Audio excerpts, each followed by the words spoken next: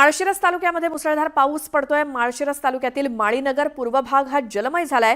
नीरा नदी दुथडी भरून वाहू लागली आहे। 20 घरांमध्ये नीरा नदीचं पाणी शिरलंय। त्यामुळे 85 कुटुंबांना जिल्हा परिषदेच्या शाळेमध्ये स्थलांतरित करण्यात आलंय।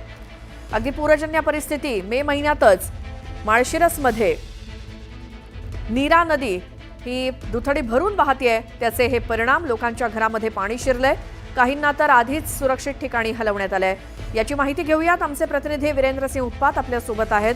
वीरेंद्र, माळशिरसमध्ये काय परिस्थिती? माळशिरसमध्ये नीरा नदी जी दुथडी होऊन वाहते त्यामुळे काही 85 कुटुंबांना स्थलांतरित करण्यात आलेलं आहे। 20 कुटुंबांच्या घरात पाणी गेलेलं आहे आणि जी पूर सदृश परिस्थिती आहे ती आत्ताच म्हणजे मे महिन्यात झालेली आहे।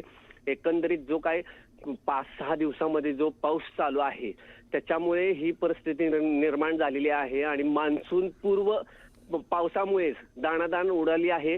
प्रशासन सतर्क झालेलं आहे। नागरिकांची जी काय प्राथमिक सोय करण्याचा प्रशासन करत आहे आणि येथून पुढच्या पावसावर पुढची परिस्थिती अवलंबून असणार आहे। बरं वीरेंद्र, धन्यवाद माहितीसाठी। सोलापूर जिल्ह्यातील माळशिरस तालुक्यामध्ये लोकांच्या घरात नीरा नदीचं पाणी शिरलंय। त्याची ही दृश्य, त्यामुळे काही जणांना आधीच स्थलांतरित करण्यात आलंय।